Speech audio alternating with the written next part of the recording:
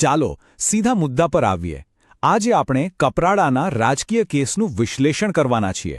જ્યારે કોઈ એક મત વિસ્તારમાં આટલો મોટો રાજકીય ફેરફાર થાય ત્યારે એની પાછળ આંકડાઓ કરતાં પણ ઊંડી શાસન અને લોકોની ભાવનાઓની એક આખી કહાણી છુપાયેલી હોય છે. તો આ માત્ર એક વિશ્લેષણ નથી, સમજો કે આ કપરાડાની રાજકીય ગાથાનું એક પોસ્ટમોર્ટમ છે. આ છે કપરાડા. નકશા પર જોઈએ તો ગુજરાતના વલસાડ જિલ્લાની એક આદિવાસી અનામત બેઠક. પણ આ કેન્તે એક જગ્યા નથી, આ એક જીવંત પ્રદેશ છે. ડુંગરાળ, જંગલોથી ઘેરાયેલો. અહીં મુખ્યત્વે કોંકણા અને વારલી જેવી જનજાતિઓ વસે છે. એમની જમીન, એમના જંગલ અને એમના લોકો, એમની પોતાની એક અલગ સંસ્કૃતિ છે જે સદીઓથી અહીં ધબકી રહી છે. અને અહીંથી જ આખી વાત રસપ્રદ બને છે. જુઓ, 2017માં એક પક્ષની જીત થાય છે, પણ કેટલા મતોથી? માત્ર 170, આંગળીના વેઢે ગણી શકાય એટલા. અને બરાબર 5 વર્ષ પછી 2022માં એ જ બેઠક પર 32,000થી પણ વધારે મતોથી હાર થાય છે. આવો જબરદસ્ત ઝુકાવ કેવી રીતે આવ્યો? આ માત્ર આંકડા નથી સાહેબ, આ એક બહુ સ્પષ્ટ અને મોટો સંદેશ છે.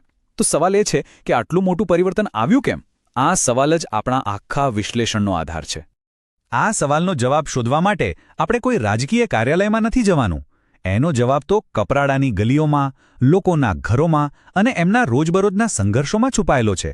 રાજકારણ એટલે ખાલી ચૂંટણીઓ નહીં, એ તો લોકોની જિંદગી, એમની આશાઓ અને એમની ફરિયાદો સાથે સીધું જોડાયેલું છે. એટલે આ બદલાવને સમજવો હોય તો પહેલા કપરાડાના લોકોનો અવાજ સાંભળવો પડશે. અહીં જે મુદ્દાઓ છે એ કોઈ રાજકીય ભાષણના નથી, આ લોકોના જીવનની તકલીફો છે.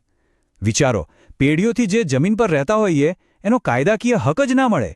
જંગલના અધિકારો કાગળ પર તો હોય પણ હકીકતમાં નહીં. પાણી, આજે પણ લગભગ 40% ઘરોમાં પાઇપલાઇનથી શુદ્ધ પાણી નથી આવતું. આરોગ્યની શું વાત કરવી? નાની બીમારી માટે પણ દૂર સુધી જવું પડે કારણ કે નિષ્ણાત ડોક્ટરો જ નથી. શિક્ષણની હાલત એવી છે કે મહિલા સાક્ષરતા ફક્ત 33% છે. અને સૌથી મોટો સવાલ, રોજગારીનો. યુવાનો માટે સ્થાનિક સ્તરે કોઈ કામ જ નથી. હવે જ્યારે આટલી બધી સમસ્યાઓ વર્ષો સુધી ઉકેલાય નહીં, ત્યારે લોકોનો ગુસ્સો મતપેટીમાં દેખાય જ ને. અને આ બધાની વચ્ચે પેસા કાયદાને સમજવો ખૂબ જ જરૂરી છે. આ કાયદો આદિવાસી ગ્રામસભાઓને પોતાના જળ, જંગલ અને જમીન પર નિર્ણય લેવાનો અધિકાર આપે છે. આમ જુઓ તો આ બહુ મોટો અધિકાર છે. પણ કપરાડામાં લોકો એને ડેડ લેટર કહે છે, એટલે કે એક મૃત કાયદો. જ્યારે કાયદો હોવા છતાં તેનો અમલ ન થાય ત્યારે લોકોનો આખી સિસ્ટમ પરથી વિશ્વાસ ઉઠી જાય છે. આ જ અવિશ્વાસનું મૂળ કારણ છે. અને યાદ રાખવું જોઈએ કે બંધારણીય મૂલ્યો દરેક નાગરિકને ગૌરવ સાથે જીવવાનો અને જવાબદારીપૂર્વક પોતાની વાત રજૂ કરવાનો અધિકાર આપે છે. જ્યારે સિસ્ટમ નિષ્ફળ જાય ત્યારે આ મૂળભૂત મૂલ્યો પર સીધો પ્રહાર થાય છે. તો ચાલો હવે આપણે આંકડાઓ જોઈએ. કારણ કે આંકડા ક્યારેય જૂઠું નથી બોલતા. એ લોકોના સામૂહિક અવાજને રજૂ કરે છે. ચૂંટણીના પરિણામો ખાલી હારજીત નથી બતાવતા, એ તો લોકોએ પોતાની પરિસ્થિતિ પર આપેલો એક ખુલ્લો ચુકાદો છે. જરા આ સમયરેખા પર નજર નાખો. 2012માં કોંગ્રેસ લગભગ 19,000 મતોથી જીતે છે, બરાબર? પણ 2017 આવતા સુધીમાં આ જીતનું માર્જિન ઘટીને માત્ર 170 મત પર આવી જાય છે. આ એક મોટો સંકેત હતો કે કંઈક બદલાઈ રહ્યું છે. પછી 2020માં પેટાચૂંટણી થઈ, પક્ષ પલટા પછી ભાજપ જીતી ગયું. અને 2022માં એક પ્રચંડ જીત, 32,968 મતોની. આ કોઈ નાનો સૂણો ફેરફાર નથી. આ સ્પષ્ટપણે બતાવે છે કે કેવી રીતે એક પક્ષનો જનાધાર સતત ઘટતો ગયો અને બીજા પક્ષનો વધતો ગયો. અને આ બાર ચાર્ટ એ જ કહાણીને વધારે સ્પષ્ટ રીતે બતાવે છે. 2017 અને 2022 વચ્ચે બંને મુખ્ય પક્ષોના વોટ શેરમાં જે જમીન આસમાનનો ફરક છે એ જુઓ. એકનો ગ્રાફ સીધો નીચે જાય છે અને બીજાનો એટલી જ ઝડપથી ઉપર. આને રાજકીય ભૂકંપ સિવાય બીજું શું કહી શકાય? અને એક વાત જ્યાં પરિણામને વધુ ગંભીર બનાવે છે તે છે અહીંનું મતદાન.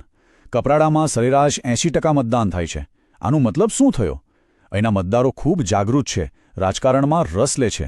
આ પરિણામ ઉદાસીનતાનું નથી, આ એક સમજી વિચારીને ઇરાદાપૂર્વક આપવામાં આવેલો ચુકાદો છે. જ્યારે આટલી મોટી સંખ્યામાં લોકો મત આપવા નીકળે ત્યારે એનો અર્થ છે કે તેઓ એક બહુ મજબૂત સંદેશ આપી રહ્યા છે. તો આ રાજકીય પોસ્ટમોર્ટમમાં હવે આપણે નિદાન તરફ આગળ વધીએ. આ પરિણામ પાછળના મૂળભૂત વ્યવસ્થાગત કારણો કયા હતા? કારણ કે આ લડાઈ કોઈ બે વ્યક્તિઓ વચ્ચે નહોતી. આ લડાઈ બે અલગ અલગ સંગઠનાત્મક સિસ્ટમ્સ વચ્ચે હતી. આ તફાવત જો કેટલો સ્પષ્ટ છે. એક તરફ કોંગ્રેસના કાર્યકરો હતા જે નિરાશ હતા. ધારાસભ્યના પક્ષ પલટા પછી સ્થાનિક નેટવર્ક લગભગ તૂટી ગયું હતું. બીજી બાજુ ભાજપ પાસે બૂથ લેવલ સુધીનું મજબૂત નેટવર્ક હતું, રાજ્ય અને કેન્દ્રનું સંગઠન હતું અને સરકારી યોજનાઓ દ્વારા લોકો સુધી પહોંચવાની એક અસરકારક પદ્ધતિ હતી. સીધી વાત છે, જ્યારે એક સિસ્ટમ નબળી પડે ત્યારે બીજી શિસ્તબદ્ધ સિસ્ટમ માટે જગ્યા આપોઆપ બની જાય છે. આ SWOT વિશ્લેષણ એટલે કે સ્ટ્રેન્થ, વીકનેસ, ઓપોર્ચ્યુનિટીઝ અને થ્રેટ્સ આખી પરિસ્થિતિનો સારાંશ આપે છે. કોંગ્રેસની તાકાત તેનો જૂનો ઇતિહાસ અને આદિવાસી કેડર હતા, પણ નબળાઈઓ પણ હતી. કોઈ મજબૂત સ્થાનિક ચહેરો નહોતો અને ભંડોળની કમી હતી. તકો પણ હતી, જેમ કે જમીન અને જંગલના મુદ્દાઓ પર સરકાર વિરોધી માહોલનો ફાયદો ઉઠાવવાની. પણ સામે કેન્દ્ર સરકારનો મજબૂત બ્રાન્ડ અને બીજા નાના પક્ષો દ્વારા થતું મતોનું વિભાજન એ મોટા ખતરા હતા. નિદાન તો થઈ ગયું. હવે વાત કરીએ ઉપચારની. લોકો સાથે ફરીથી જોડાણ કેવી રીતે કરવું, એમનો વિશ્વાસ પાછો કેવી રીતે જીતવો, આના માટે એક નક્કર બ્લુપ્રિન્ટની જરૂર છે. આ વાત માત્ર ચૂંટણી જીતવાની નથી, આ વાત શાસન દ્વારા લોકો સાથે ફરીથી એક સેતુ બાંધવાની છે. અને આ રહી એ બ્લુપ્રિન્ટ, એક 90 દિવસીય યોજના. જુઓ, આ કેટલો પદ્ધતિસરનું છે. પહેલો તબક્કો છે તૈયારી કરવાનો અને લિસનિંગ ટૂર્સ કરવાનો, એટલે કે લોકો પાસે જઈને એમની વાત સાંભળવાની. બીજો તબક્કો છે જનસંપર્ક અને લોકોને ભેગા કરવાનો. ત્રીજો તબક્કો છે ડોર ટુ ડોર પ્રચારને વધુ તીવ્ર બનાવવાનો. અને ચોથો અને છેલ્લો તબક્કો છે મતદાનના દિવસે મતદારોને બૂથ સુધી લઈ જવાનો. આ એકદમ ગ્રાઉન્ડ અપ એપ્રોચ છે. અને આ બ્લુપ્રિન્ટની સૌથી રસપ્રદ વાત એ છે કે તે સ્થાનિક પરિસ્થિતિને કેટલી ઊંડાણપૂર્વક સમજે છે. જેમ કે આ સૂચન જુઓ, કોંકણી અને વારલી જેવી સ્થાનિક બોલીઓમાં ઓડિયો સંદેશા મોકલવા માટે વોટ્સએપનો ઉપયોગ કરવો. જ્યાં સાક્ષરતાનો દર ઓછો હોય ત્યાં લખેલા મેસેજ કરતાં વોઇસ નોટ્સ વધારે અસરકારક સાબિત થાય છે. આ બતાવે છે કે ટેકનોલોજીનો ઉપયોગ લોકોની જરૂરિયાત મુજબ કેવી રીતે કરી શકાય. અને આ આખી વ્યૂહરચનાનો પાયો છે રિટર્ન ઓન ગવર્નન્સ. આનો સીધો અર્થ છે કે ખાલી વચનો નહીં, પણ લોકોની સમસ્યાઓના નક્કર ઉકેલો આપવા. પાણી, જમીનના અધિકાર, નોકરીઓ અને આરોગ્ય, જે મુદ્દાઓ આપણે શરૂઆતમાં જોયા હતા, આ બ્લુપ્રિન્ટ સીધો એના પર જ ફોકસ કરે છે. કારણ કે અંતે તો લોકો એ જ જાણવા માંગે છે કે એમના જીવનમાં શું સુધારો આવશે. આજકાલના ડિજિટલ યુગમાં, ખાસ કરીને ભારતના નવા ડેટા પ્રોટેક્શન કાયદા હેઠળ લોકોની સંમતિ અને ગોપનીયતાનું સન્માન કરવું ખૂબ જ જરૂરી છે. જવાબદાર સંચાર દ્વારા જ સાચો વિશ્વાસ કેળવી શકાય છે. તો હવે આપણે આ વિશ્લેષણના અંતિમ તબક્કામાં છીએ.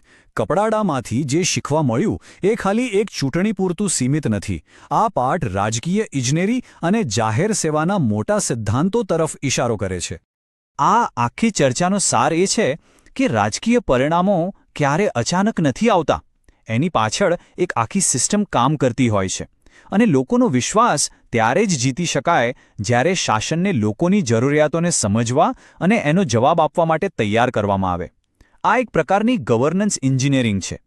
અને અંતે હું તમને એક સવાલ સાથે છોડી જાઉં છું.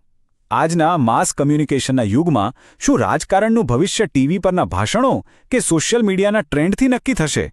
કે પછી જમીન પર ઉતરીને એક પછી એક ગામની સમસ્યાઓ હલ કરવાથી જીતી શકાશે?